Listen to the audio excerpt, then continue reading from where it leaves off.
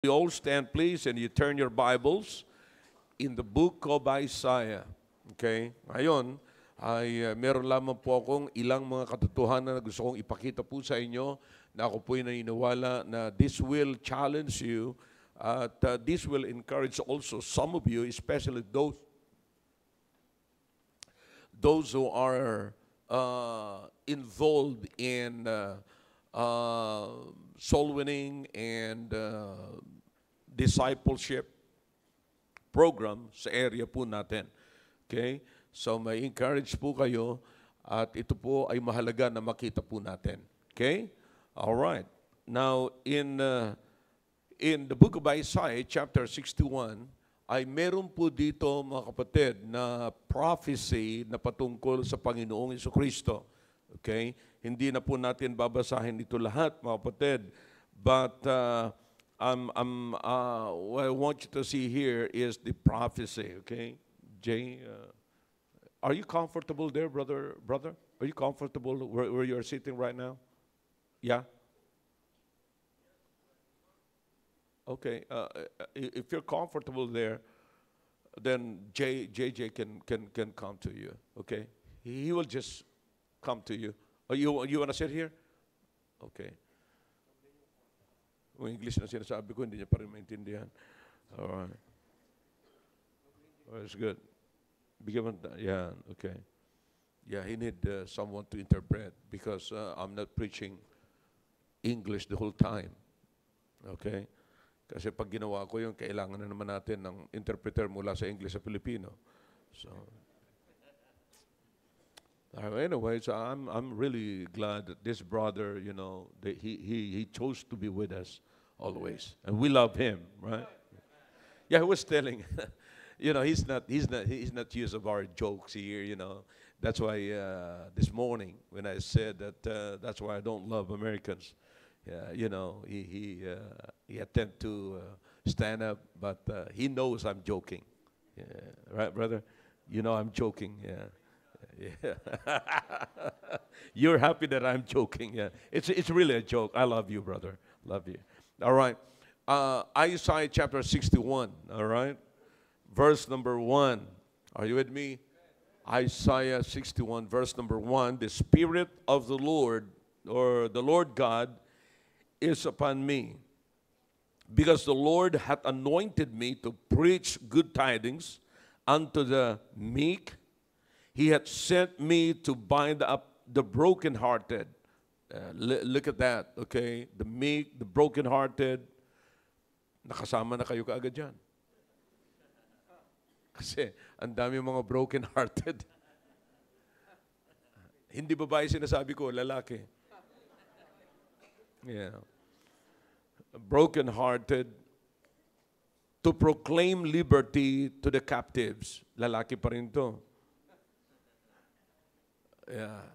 Liberty to the captives. Captives ng drugs, captives ng alak, captives ng tobacco, and captives ng mga asawa nila, and the opening of the prison to them that are bound. So may pag-asa kayo mga nakakulong sa bahay. To proclaim the acceptable year of the Lord and the day of vengeance, the Lord of our God, to comfort all that are mourn, to appoint unto them that mourn in Zion,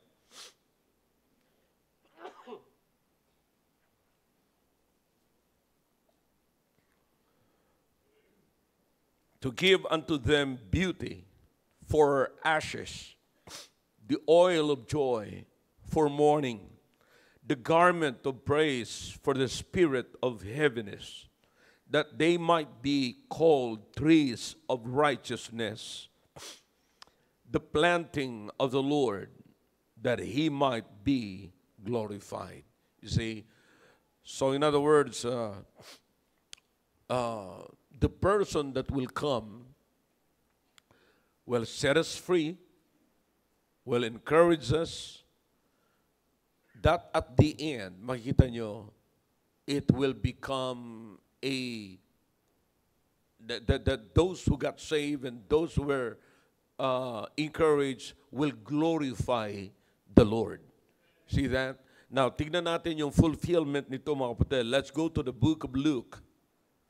The book of Luke chapter 4.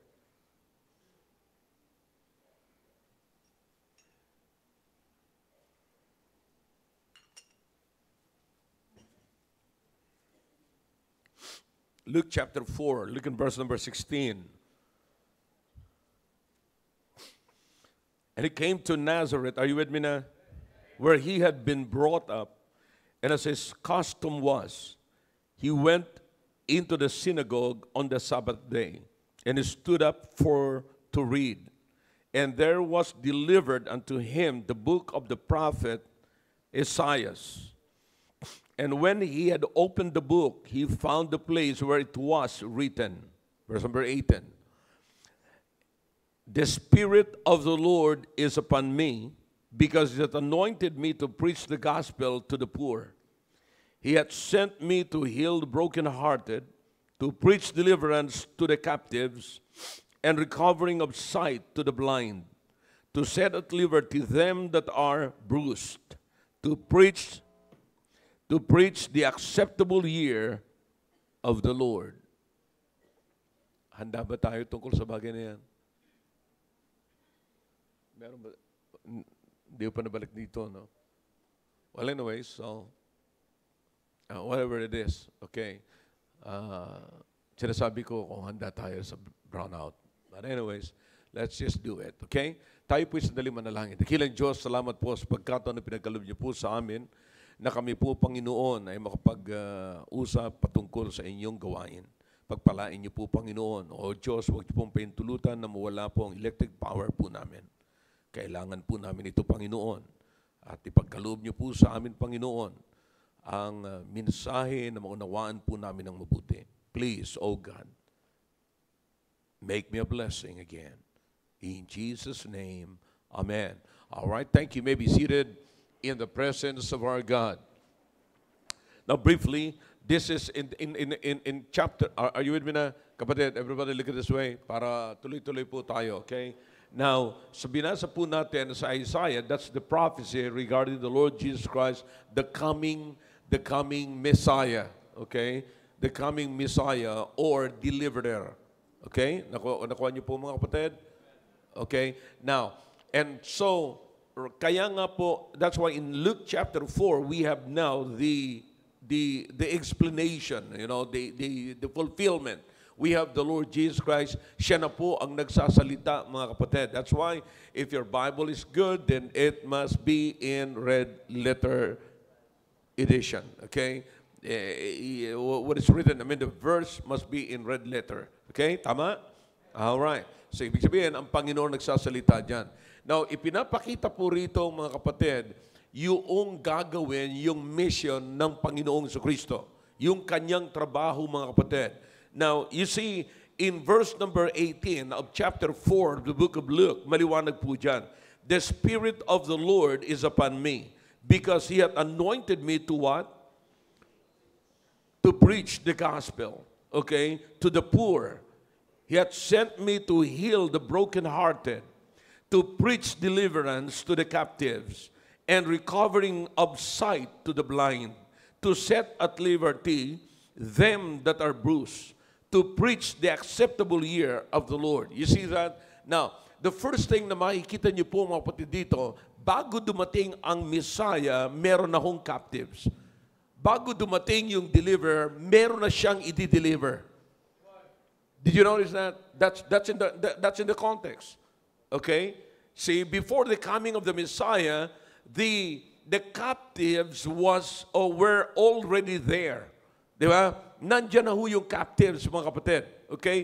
In fact, makikita nyo na po dyan, mga kapatid, kailangan yung Messiah, yung deliverer, may dala-dala siyang bomba na pampasabog, na dynamo. Okay?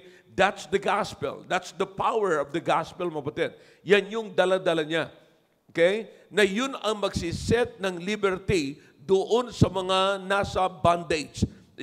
Isa-isahin po natin. Sino-sino yung isiset niya sa liberty, mga kapatid? Poor. Alright? Of course, pag sinabi natin poor, they are in poverty. You see, now do you understand mga kapatid na nauunawaan ng Diyos na ang mga nasa poverty ay hindi dapat sila nandoon sa poverty. Sa mga bansa na mga mahirap, katanggap-tanggap na ang poor, ang poverty mga kapatid. But it should not be that way. Hindi po dapat. So may mga layunin politically, sabi nga ng iba, ng mga politicians, yung mga anong tawag doon, yung mga parang advisors ng mga politicians, mga experts sila pagdating sa politics. Now, ang gustong-gusto ng mga politician ay maging uneducated yung mga tao para manatili silang poor. At pagka nanatili silang poor, nangangailangan sila lagi ng politician. Yeah? Sila yung magpi-play. Yeah? Sila yung magpi-play. Yan ang mga naririnig ko mga kapatid sa mga experts sa politics. Yung mga, I forgot kung anong tawag sa kanila. What's that? Yeah, yung mga subject matter expert pagdating sa politics. Meron pang isang one word na hinahanap ako na naririnig ko sa kanila yan. Analyst, that's it. Thank you. Analyst. The political analyst. Pagka ina-analyze nila yung punto na yon. Okay, salamat sa babae, nakatulong sa akin. Alright, this is the first time na natulungan ako ng babae. And, but so, makikita niyo mga kapatid, yung mga analysts, yan po ang kanilang sinasabi. Kinakailangan mapanatili sa kanila. But you know what? God is against it. Kaya nga ang Diyos ay nagbibigay ng wisdom. Even James, sabi ni James, if you lack wisdom, then what? Ask God. Yeah? Yan ang gusto mangyari because God wants us to be educated. That's why I'm telling you mga kapatid, church is also an educational institution. You see, we can learn a lot from the church. Kaya nga kapag, if you're not learning from the church, that's not a church. You see, imagine we are bringing down the knowledge of God into the minds of the people. So imagine kung nasa church ka, ano pumapasok sa iyo? Karunungan ng Diyos. I don't know about you. Akala kasi ng iba, lumalaki lamang tayo simbahan. Kaya nga, hindi yung interesado ang iba kasi ang akala lang nila, basta lang nagsisimba. Kasi pinalaki po tayo sa simbahan na amen lang tayo ng amen kahit hindi natin naiintindihan. Di ba noong araw, may magsasalita sa atin ng Latin, pero pagka kiniling na, mag-amin ka na. Di ba? So, ganun tayo noong araw. So, nananatili na ang mga tao, walang pumasok sa kanilang kaalaman. Kasi, kaya nga dito pa ulit-ulit na sinasabi ko po sa inyo, this is an educational institution. You must learn. You've got to get something. When you get out, you've got to get something. You've got to get the mind of God. You see, ano sabi ni Paul? Let this, come on, talk back to me if you can. Let this mind be in, which was also, that's it.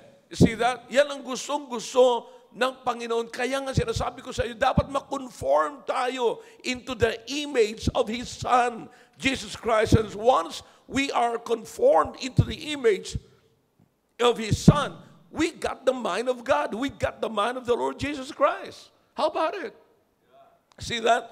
So, kaya nga ako po'y naniniwala mga kapatid, na ang isa, ayaw ng Diyos ang pagiging poor, mga kapatid. That's why makikita nyo, most of the Lord Jesus Christ's ministry was in Galilee. Because the Galileans are poor, they are in poverty. Napakarami po doon, mga mahirap, mga kapatid. Kaya nandoon, nag-minister doon ang Panginoong Jesucristo. You see, nakatuon, He spent most of His time in His ministry in Galilee. All right? Now, so makikita natin dito, ito yung mga present na bago dumating ang Panginoon na may dala-dala po siyang gospel. See that? He hath sent me to what? Heal the broken-hearted. You see? Now, it's in your Bible. Kaya pag nagsasalita ko mga kapatid, bilugan niyo yan, tandaan niyo po yan. Alright? Maganda. Ito yung trabaho mismo ng Panginoong Jesucristo. Alright? Listen. So the Messiah came with the what? The gospel. All right, what's the purpose? To minister the poor, to heal the brokenhearted. What else?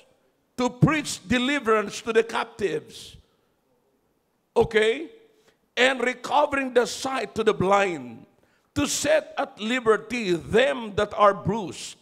See that? So in verse number 18, nakalagay dyan ang sadya ng pagdating ng Panginoong Kristo. Ano ang dala ng Panginoong Kristo? Gospel. Bakit? Akalain mo, sabi niya, magmi-minister sa poor to set deliverance, para i-deliver yung mga captives, those that are captivated. You see that? Those are, and to heal the brokenhearted. Ano lamang ang dala niya? Gospel. Gospel, kapatid. And do you understand na ito rin po ang natutunan ni Apostle Paul sa Panginoong Kristo? The Apostle Paul learned it from the Lord Jesus Christ. He got the heart of the Lord Jesus Christ. You remember the Apostle Paul, he was a persecutor that time. What was his name? When he was a persecutor?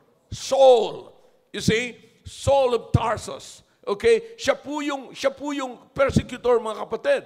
Pero the Lord Jesus Christ met him where? On his way to Damascus. Okay? I mean, it's a personal. So meron siyang personal encounter with the Lord Jesus Christ. Now, the Lord Jesus Christ preached personally to the Apostle Paul.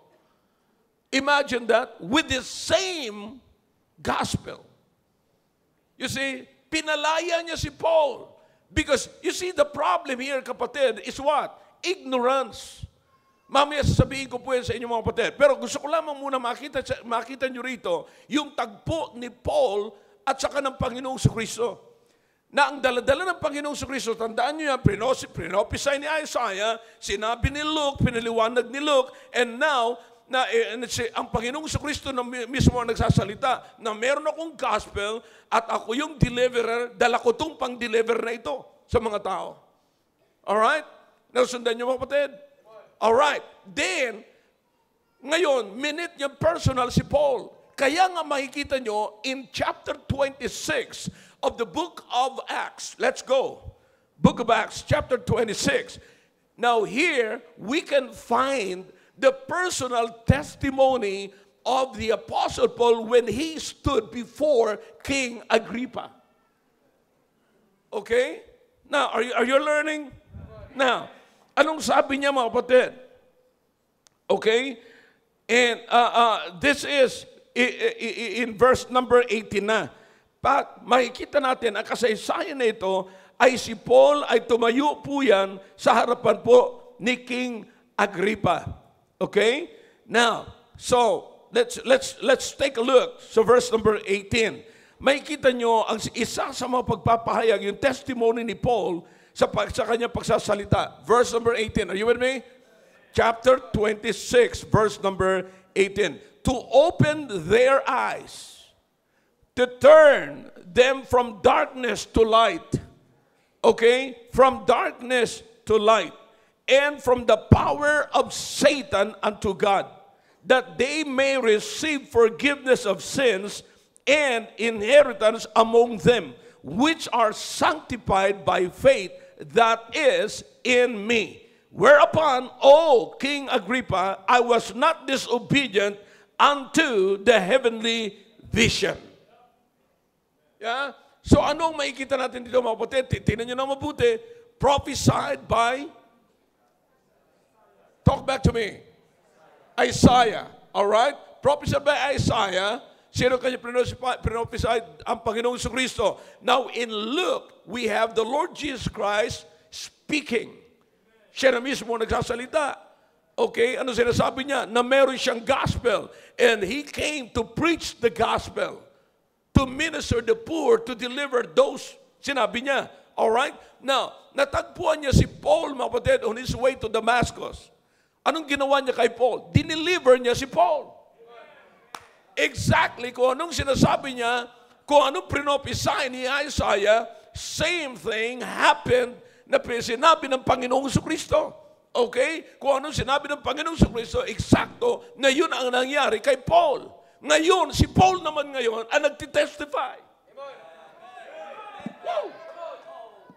Siya naman ngayon ang nagsasalita na ano? Ito sinasabi ni Paul sa verse number 18, to open their eyes.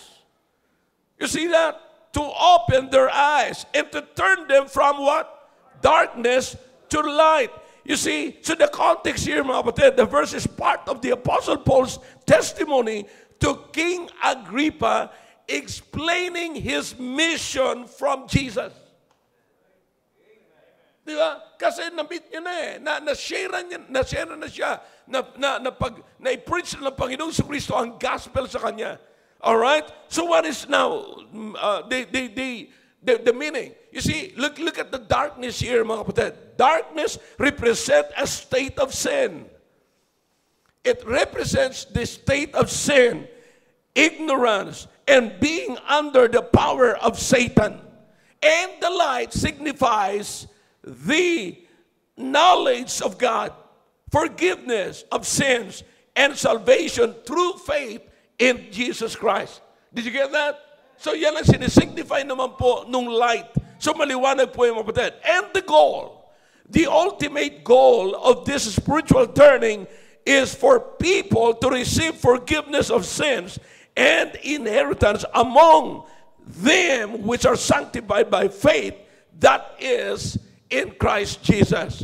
Okay? Now, I hope this is clear, mga kapatid. So makikita natin, yun po ang ultimate goal. That's why may preaching ng salita ng Diyos. So, nakikita niyo po yung sequence.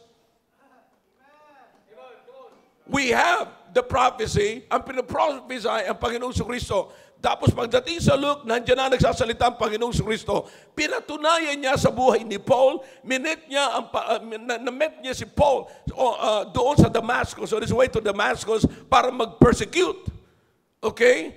Now, and then after that, mga kapatid, naligtas si Paul, na i-preach sa kanya ng Panginoong Kristo ang gospel, napalaya niya si Paul. Kaya nga po, mga kapatid, totoong-totoo na ang ibanghelyo ng Panginoong Kristo ay nagpapalaya.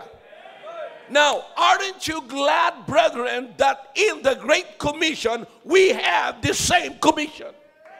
It's still the gospel.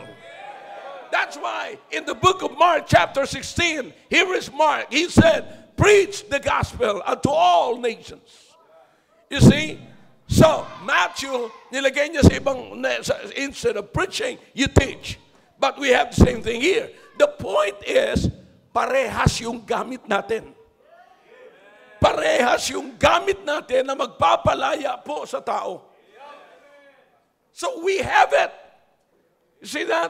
So makikita nyo, kapatid, present yung Messiah, present yung kasangkapan para magpalaya sa tao, pero nauna na mga kapatid, yung kanyang mga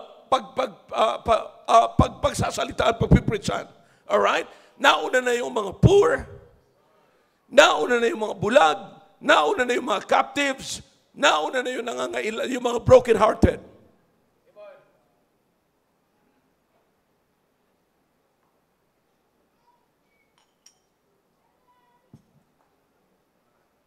All right. So, that's the first thing na dapat nating makita. All right? Nagtitestify na po si Paul. In other words, pinapakita ni Paul na effective yung daladala ng Panginoong Kristo. Pinapakita ni Paul na totoo ang Panginoong Kristo. Pinapakita ni Paul na totoo yung gospel. Kapatid, same thing ang daladala natin. Every time na pupunta tayo sa field, dala natin yung gospel. Hindi natin dala yung church. Hindi dala natin yung personality natin, kundi ang dala natin ay gospel. Na prinospisa ni Isaiah, ang dala ng Panginoong Kristo, kaya naligtas si Paul at nabago si Paul. At ngayon, si Paul nagtitestify kay King Agrippa. You see? Now, do you understand that? Now, naginamit si Paul na ito rin ang dala-dala ni Paul sa napakaraming lugar. Kaya makikita niyo po, ang daming sulat ni Paul. Siya ang napakaraming books sa New Testament. See that? Mga sulat niya sa mga churches. Same ang dala-dala niya.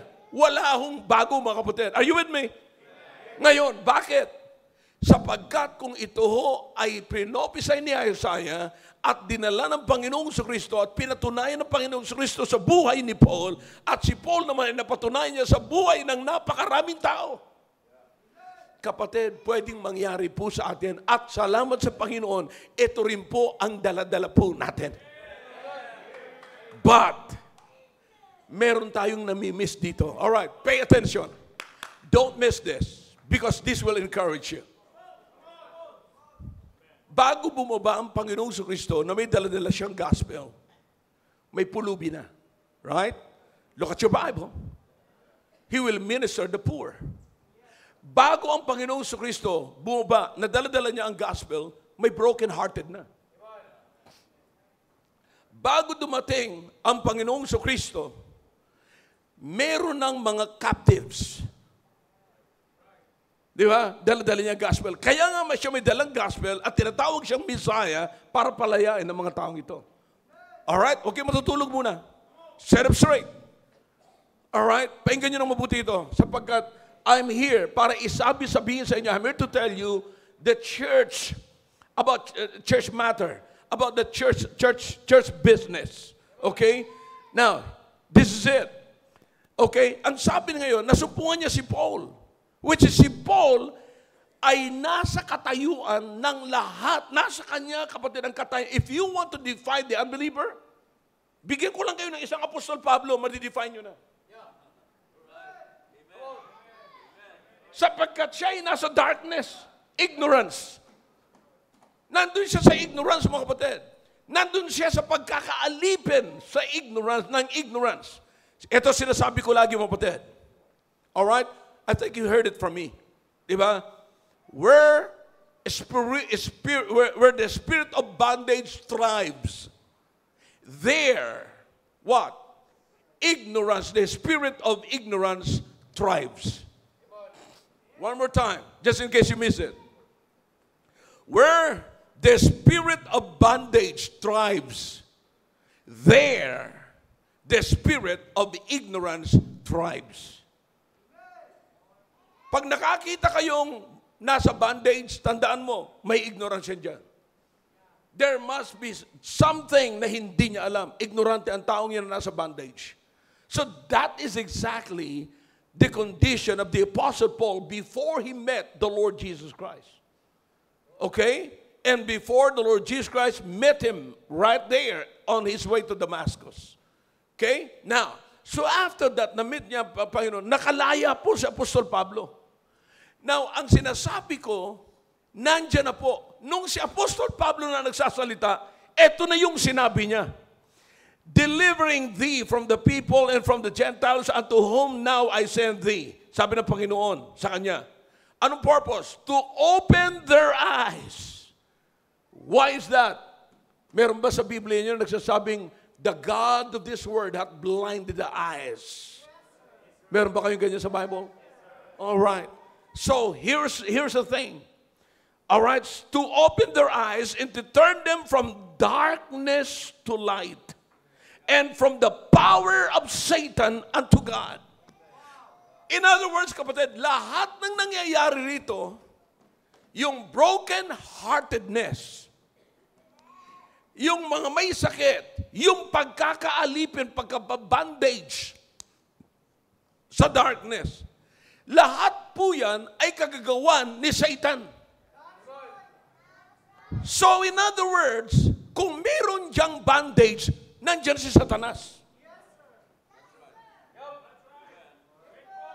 Kung nandyan dyan, mga kapatid, yung poverty, nandyan si Satanas. Because ignorance is also present. Where ignorance is present, there is bondage. And when there is bondage, there is Satan. Are you with me? Are you following me? Now, in other words, long before the Lord Jesus Christ came, Satan was already present. Kaya nga po, mga kapatid, pag pumupunta po tayo sa area, makinig na mabuti. Bago pa man dito nagkaroon ng simbahan, kapatid, 34 years ago, matagal na si Satanas dito.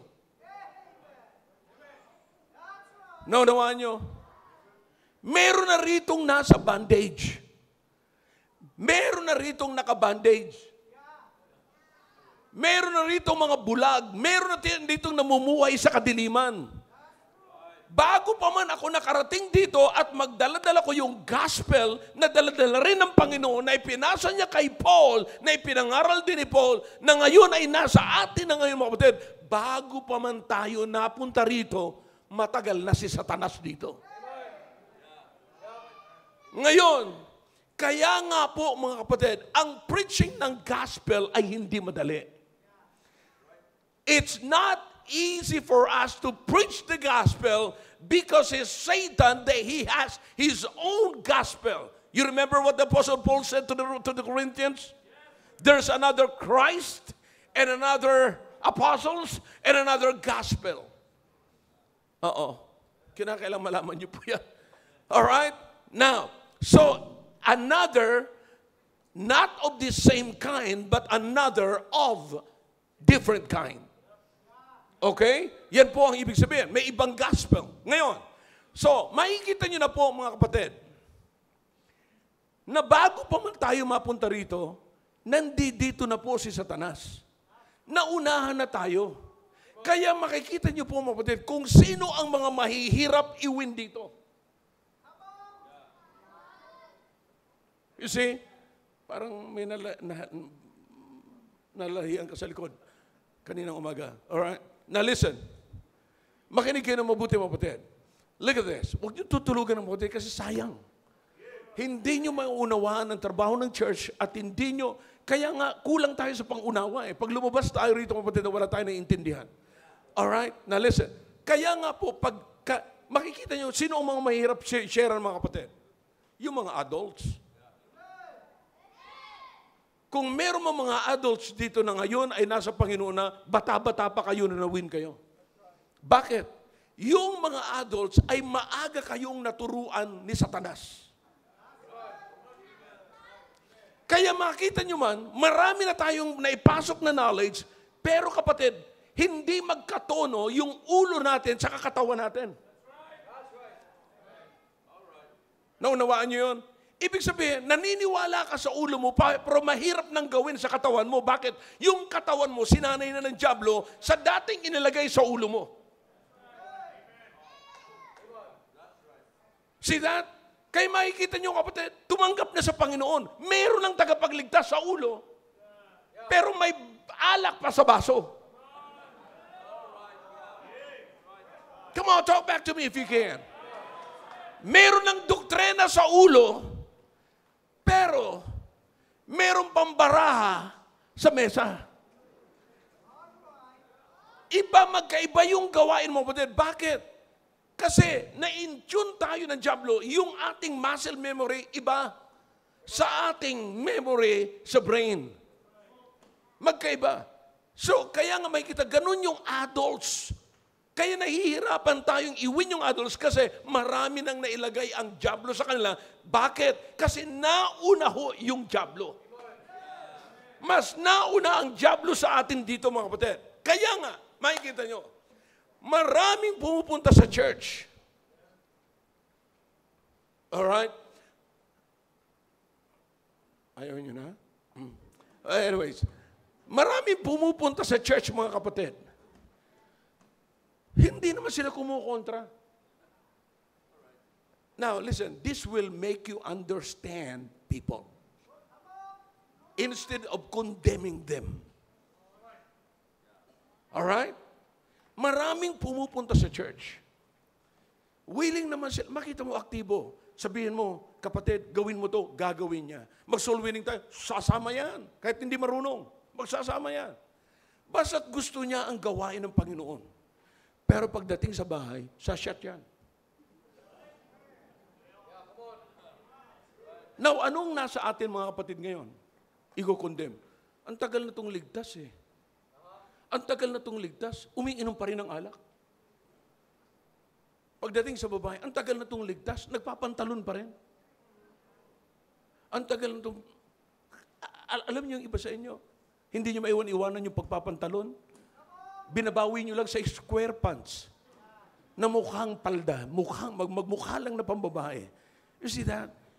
Ang hirap niyong tanggalin doon. Alam niyo kung bakit mga kapatid? Kasi ilang taon ka pa lamang sa church at ilang taon kang inalagaan ng dyablo. So the church presence is to minister you. Para alagaan ka hanggang sa ikaw ay makonform into the image of His Son, Jesus Christ. That's why soul winning is not the main thing, but the beginning of the main thing. Am I clear to you? So marami ho tayong justification. Yung mga babae, marami kayong justification why you are still wearing pants. You know, ano man ang sabihin nyo, tandaan nyo, singaw pa rin yan ng buhay na ibinigay sa iyo ng dyablo noong araw. Ano man ang sabihin mo, I'm not telling this in arrogance, nor in condemnation, but with understanding.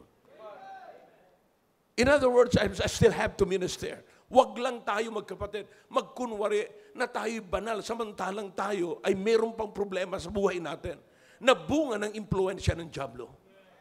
You see, and listen to me now, kaya mahirap. Kaya pag pumunta kayo dyan sa area ninyo, okay, madaling sharean yung bata.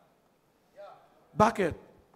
Kung hindi pa naman sila 34 years old, mas nauna tayo ngayon sa bata. Yun ang nga lang mga bata na dito na ipinanganak, dito pa lumaki, sumasala pa. Di ba? Alam mo kung bakit? Mamaya. Kasama yan sa outline ko mga kapatid. Kasama yan. Alright? Pero dito muna tayo, nang ilalagay natin sa isipan po natin mga kapatid is this. Bago tayo napunta rito, matagal na ang dyablo rito. Kaya nga pagka pinahagihan mo ng gospel yung ibang tao, nagagalit pa, wala ka namang kinukuha sa kanila. Naalala ko yung sinisharean ko, nandun kami sa San Francisco. Habang nagpapahinga sila Lerma, sila Janiel, sila Maki doon sa isang kwarto, andun ako sa kabilang kwarto, may gym doon. So, kasi talagang parang lalambot ako, so naglaro-laro ako doon. Maya-maya, may pumasok, isang mama na mas matanda sa akin, because by that time, I'm still young. May daladalang alak sa baso.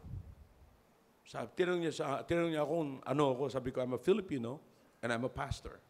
Sabi niya, I'm a preacher of the gospel. Oh, yeah, I like that. I believe in God. So, binigyan niya ako ng way para tanungin ko siya. So, that's good. You believe in God, huh? Sabi niya, oh, yeah, I love God. Sabi ko, so, do you know now, 100% of when you die, you're going to heaven? Oh, that's garbage. So, can I share something? Just for a few minutes? Sabi niya, well, that's fine. Siniran ko, ma'am, maya-maya, nagagalit na mga kapatid. Sabi niya sa akin, you know, pag may pumupunta sa amin, alam ko naman, he's from Iowa. You see, alam ko naman kung ano yung Iowa, mga kapatid. Mas maraming manok doon kaysa tao. See, ako pa dunungan niya sa Amerika, mas marami akong, may mga Amerikano mga kapatid, na mas marami pa akong naabot na states kaysa kanila. Hindi, ewan ko lang itong isang ito. Pero sinasabi ko sa inyo mga kapatid, so sabi niya, he's from Iowa. Alam ko naman. Sabi ko, well, first of all, nagpaalam ako sa iyo kung pwede kitang sharean. Ngayon nagagalit ka.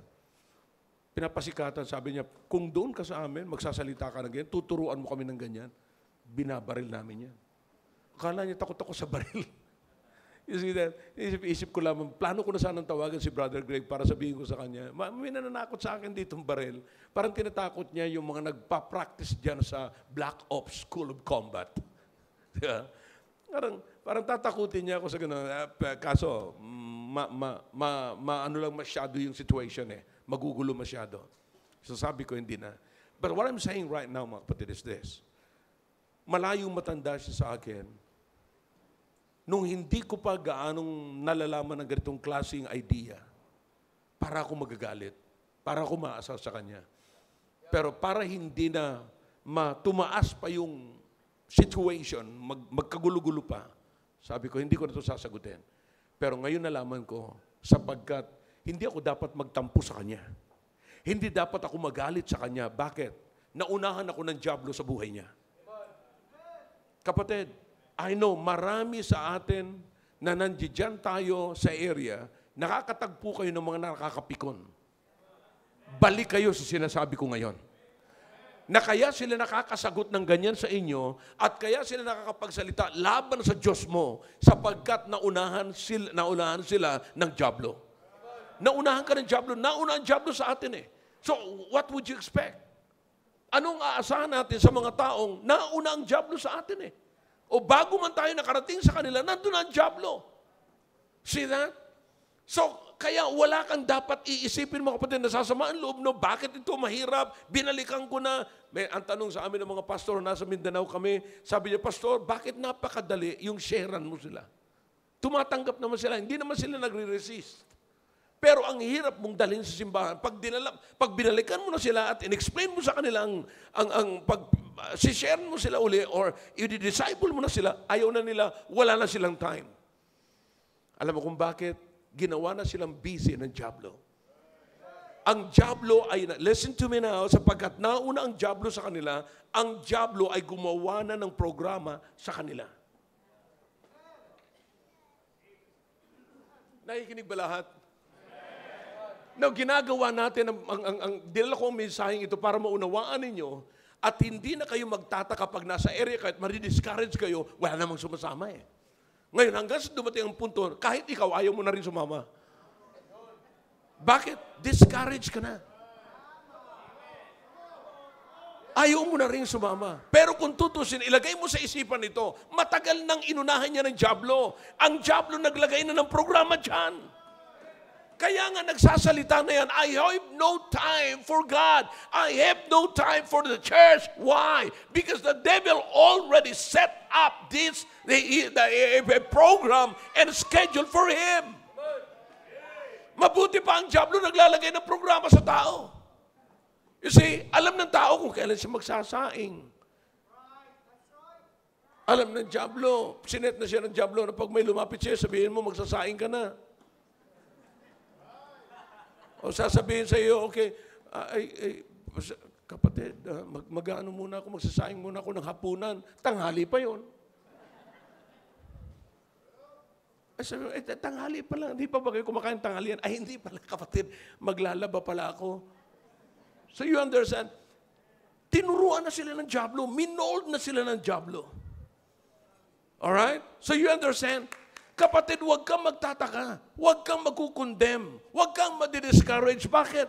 Hindi natin masisisi. 34 years pa lamang ang church natin. More than 100 years na dito ang dyablo. At ang dyablo ay nag-set na po siya rito ng habitation. You see? Maliban po dyan. Here's the thing. Here's the second one.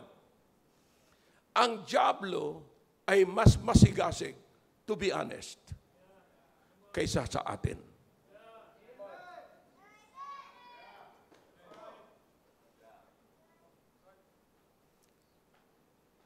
Anong mga ginawa ng dyablo? Sabi ko nga, na nag-uusap-usap kami, na nandun kami sa Sapang Dalaga. Tingnan mo rito, napakaliit lamang na barangay ito, Manla. Hindi Manila, Manla. Tinanggal lang yung I. Baka, iniisip ko, baka isang araw hindi na tumanla eh. Makte. Makati ba? Makte. Kasi ngayon, Manla. But listen, here's the thing. Anong sinet up ng dyablo doon? Number one, nag-set up siya ng isang Catholic Church. Yung Catholic Church is more in emotion. Hindi po pwede na maghiwa-hiwalay yung pamilya.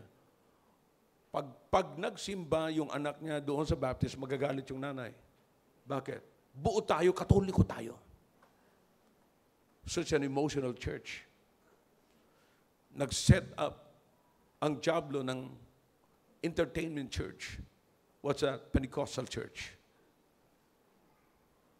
Nag-set up ng isa pa sa matatanda si Ban, UCCP. Ngayon, nag-set up mga kapatid, nag-set up sila ngayon ng lumalaki, yung Seventh-day Adventist. Na yung Seventh-day Adventist, namimigay po sila ng bigas, namimigay sila ng pagkain, at kapag ka nakapagdala ka pa ng mababautismoan, ayon sa kanilang patutuo doon, magbibigay pa ng 500 pesos yun. Now, she understand kung paano ang Diablo mag-set up, mga kapatid ng church. Kung paano ang Diablo nagiging masigasig, kapatid. In other words, lahat na ng paraan ay ginagawa ng Diablo. Ilang taon pa lamang doon si Brother Eugene. Ngayon, i-expect mo sa lugar na yon na lahat sila kaagad magre-repent. Lahat kaagad sila makikita mo simbahan. Lahat ng nasyaran mo kaagad matino na at hindi napupunta sa alak, na samantalang yung iba doon ay hinubog na ng alak. Are you with me? See that? I-expect mo ba yan? No. So anong kailangan natin, mga kapatid? Sa halip na ma-discourage tayo, sa halip na magsabing ayaw naman yan sumama, hindi na lang ako sasama, kapatid, hindi na, nahihiya na ako. Ganun ang rason natin. Pero ang Diablo, hindi siya nahihiya. Tuloy-tuloy ang kasigasigan niya. Tuloy-tuloy yung effort niya. Anong dapat natin gawin, kapatid? Here is the problem sa ating mga mission na hindi natin nakikita, hindi nakikita ng mga missionaries natin. You see, sabi ko sa kanila, ilang araw ang ini-spend ninyo sa field para kayo mag-soul winning. Na samantalang ang Diablo, kahit hating gabi, nasa field pa siya. Grabe yung effort niya na i-win yung tao at alagaan, dinidisciple niya yung tao. Pero tayo, ano nasaan? Anong ginagawa ng mga missionaries? Nakababad sa cellphone. Now you will expect that your church will grow? Nagpapasalamat ako sa Panginoon, mga kapatid. Yan si Brother Noel, isa sa mga naunahin dito, ang Mandioya family, Hermosora family, mga nauna si Brother Grace, alam niya yan, inabot niya pa yan. Yung iba dito na mga, anong oras kami umuwi? Ayan, kasama ko po yan si Muriel nung araw. Hating gabi na, mga kapatid. Katatapos namin ng Bible study. See that, mga ilang Bible study, uuwi po kami niyan. Ako halos wala na akong boses, mga kapatid, kasi sila tagapanood lang. Akong tagapagsalita. See that? Na wala kaming time na, tanghali na, dapat alas 12 kumakain na tayo ng tanghalian. Hindi May ginagawa pa. Saka na, pagka naputol na yung ginagawa, doon kami kakain. You see, yung effort, kapatid, ang tinitignan ko, ay mas dapat ma-overcome ko, dapat ma-overwhelm ko yung kasigasigan ng Diablo. Hindi po pwedeng mas masigasig ang Diablo na meron siyang another gospel kaysa totoong gospel na nagpapalaya ng mga pulubi, nagpapalaya ng mga broken-hearted, nag-i-heal sa mga may sakit, nagpapalaya ng mga captives. Yan ang dala-dala natin. Alam natin, powerful ang gospel. Pero anong mangyayari sa gospel, kapatid, kung nakababad sa telepono? Ngayon, lalong-lalo na ngayon, usong-uso ngayon. Saan kayo magdi-disciple? Sa telepono. See that? That's the problem. Kulang tayo sa effort, kapatid. And yet, may gana pa tayong ma-discourage. Silensyo. Mic test. 1, 2. Pero hindi natin malampasan. Yung iba sa inyo, tumigil kayo sa pagsasama sa good news classes. Anong rason ninyo? Be honest. Nahihirapan kayo. Gusto nyong padaliin ang isang bagay na hinubog ng Diablo? Well, maliwanag ang sabi ng Biblia, kapatid. Ano sabi ng Biblia? Let's read it again. Put it in the screen. All right? Acts chapter 26. Let's go back to it. Look in verse number 18. To open their eyes and to turn them from darkness to light. You think it's easy? You think pag naabutan nyo yan ng yung mga bata ng juice and then biscuits, okay na sila? Maliwanag na ang kaligtasan sa kanila? No, you have to deal with them. Kaya sabi ko nga sa inyo, mga kapatid, kausapin yung mga magulang. Makikita nyo, mga kapatid, bakit pati yung mga magulang ay resistant? Yung bata hindi resistant, pero yung mga magulang resistant. Bakit? Matagal na tayong naunahan ng Diablo. Ngayong resistant na yung mother, wala na tayong gagawin, wala na tayong plano. At sapagkat wala na tayong plano, ang kalaban ng bata na sinishare natin, na umaattend ng Good News class, pag uwi niya ng bahay, kalaban niya yung stronghold ng diablo. I hope this message is clear. Sinasabi ko, mga kapatid, to overcome them, to win them all, is to exert more effort. Dagdagan pa natin. Dagdagan pa natin. Kapatid, akala natin ganun-ganun ang trabaho ng church? It's all about, look at this, it's all about education. It's all about education.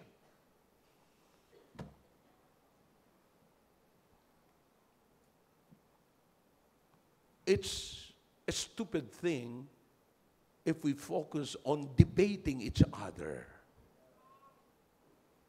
It's nonsense. But nobody is working. Takot tayo mag-work hard.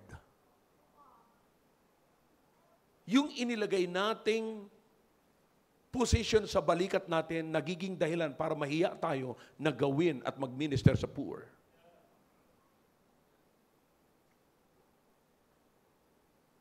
At hindi natin nalalaman, ginagamit ng diablo yan. At ang nakakalungkot, pag natatakot na tayo sa mga may position, at hindi na natin nakikita yung pangangailangan nila, kinakailangan silang ma-educate ng salita ng Diyos. You cannot open their eyes by just simply telling them what they know about the world. Because Satan had already blinded their eyes, blinded their understanding. That's why they cannot grasp the truth. They cannot receive the truth. They cannot understand the truth. So anong kailangan natin, mga kapatid?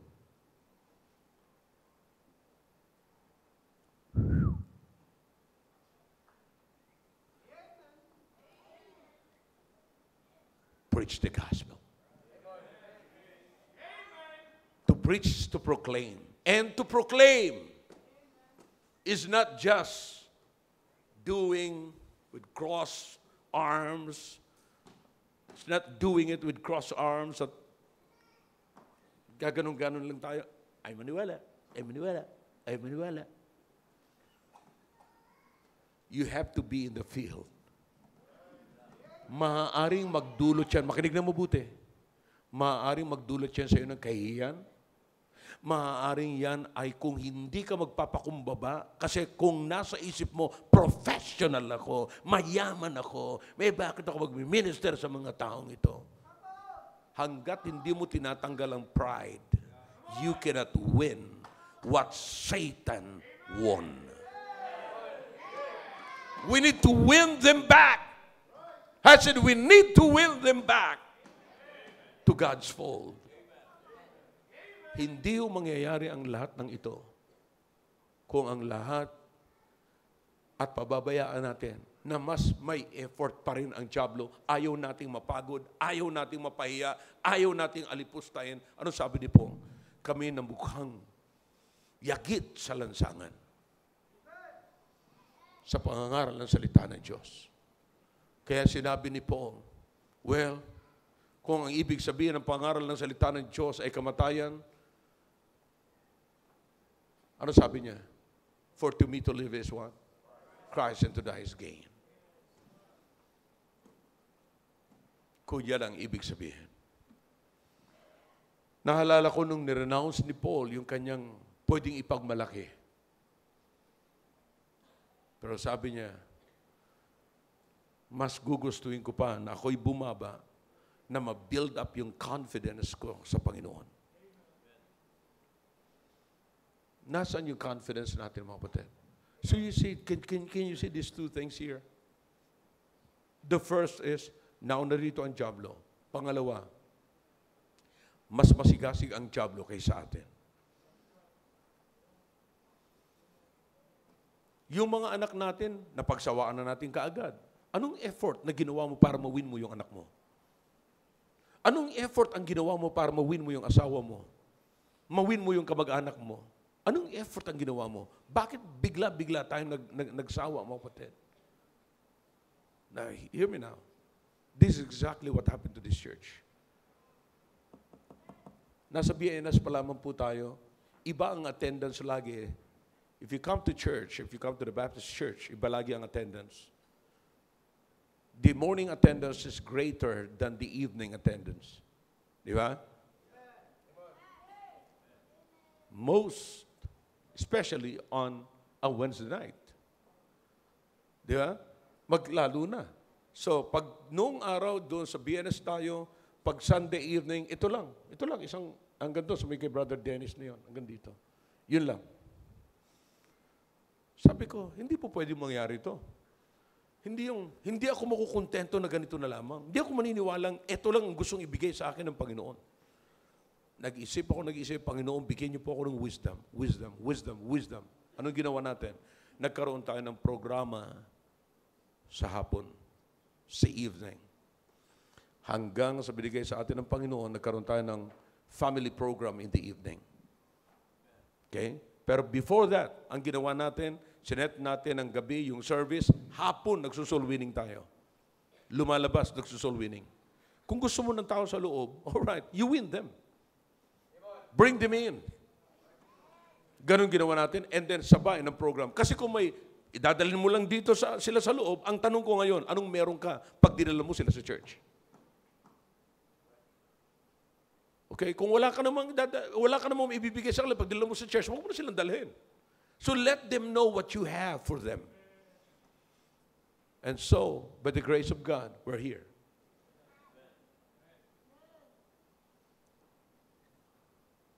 Ayoko po ng excuses sa ministry. You cannot build a ministry through excuses.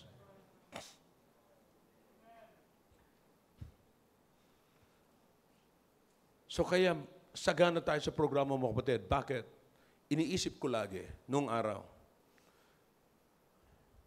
Grabe pa, wala pang gaanong ganito. So wala pa yan. So lagi ko makakita din nakapost sa kalsada, mga kapatid, yung mga streamers na mga malaki, White Castle, ang ina-advertise, ganito kaliit, White Castle na bote. Pero yung malaking babaeng naka-two-piece lamang, nakasakay sa kabayo, mas malaki sa bote. See that? So, nagtatawag ng pansin. So, anong naisip ko naman? Aba, nag-a-advertise ka, nagpo-promote ka ng alak mo. Ipo-promote ko rin si Kristo. Kaya ano sabi ko sa inyo, mga kapatid, baka hindi nyo pa ito inabot.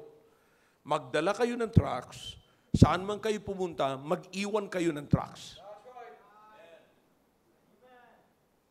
Sila, nandyan sa streamer, malaki sa kalsada. Kung hindi ka naman bumabiyahe doon, hindi mo makikita yon. Pero kung nandyan ka, pumunta ka sa McDonald's, sa Jollibee, mag-iwan ka ng trucks doon.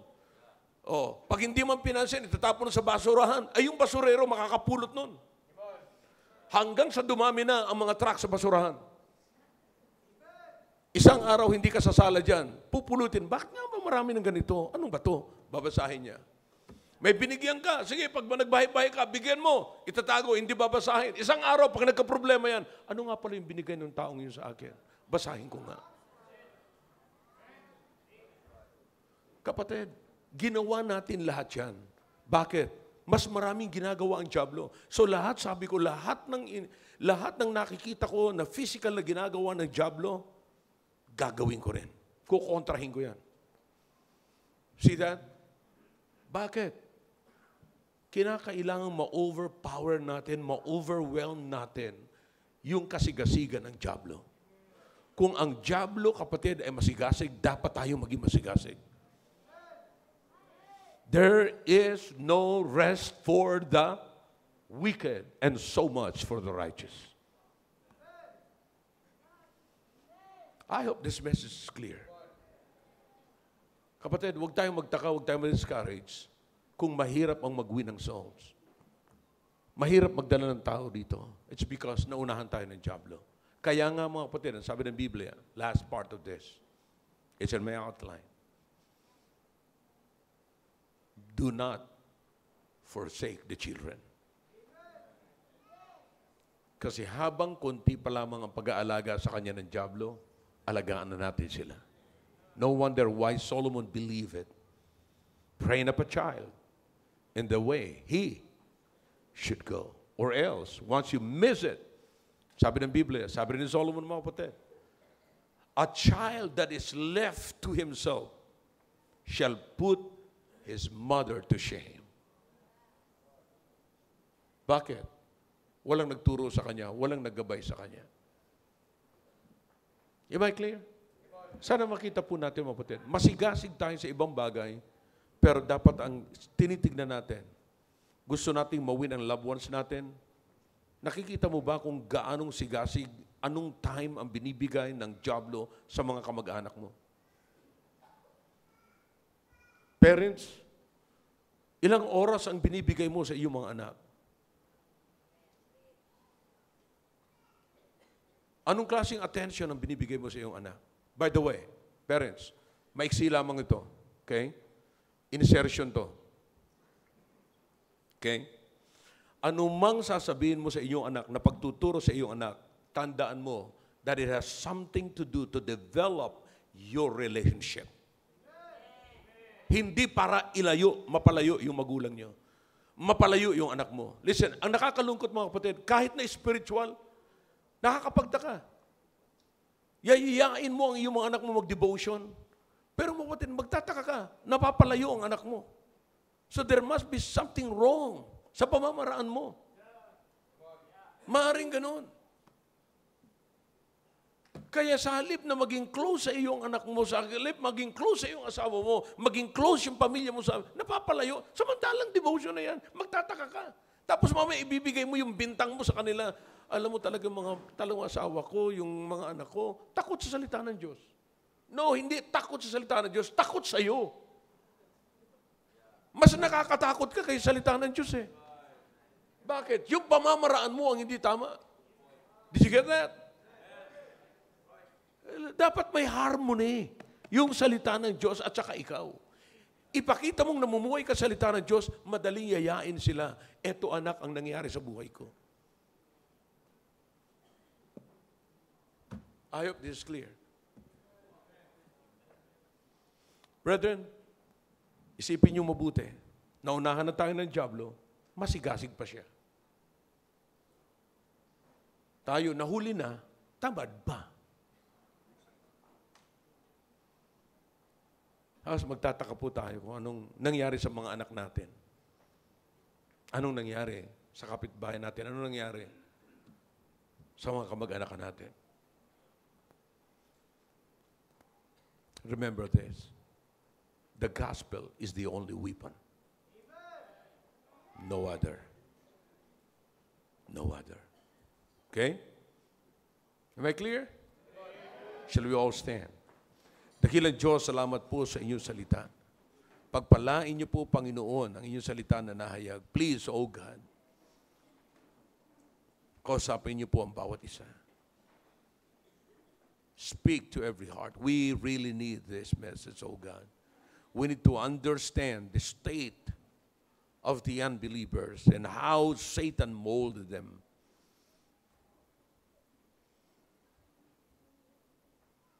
May this message encourage the hearts of your people to work harder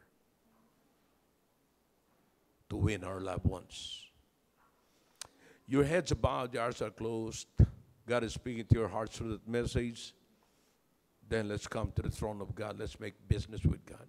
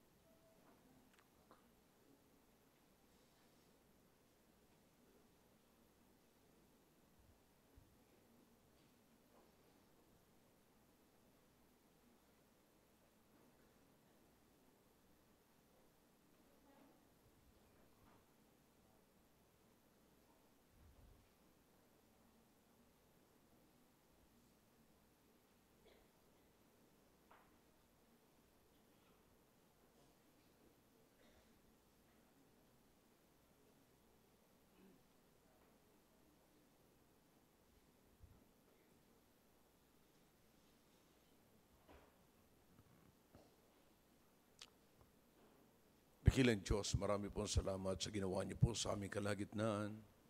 Salamat sa liwanag ng inyong salita. Naway nakita po namin ito. Pagpalain niyo po, Panginoon, ang mga salita niyong nahayag.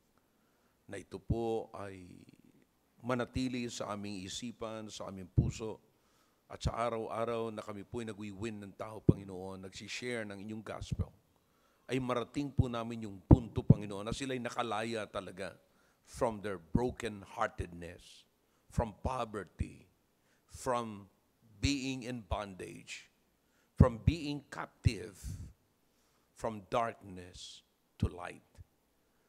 Naway mangyari po ang lahat ng ito. Pag sineran po namin sila ng gospel, mananatili sa aming isipan na they are in darkness that need the light.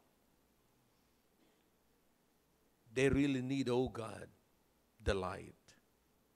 They really need to be delivered from darkness to light. Help us that this message, oh God, retain in our minds and even in our hearts. Thank you. We praise you tonight. In Jesus' name, amen. All right. Thank you.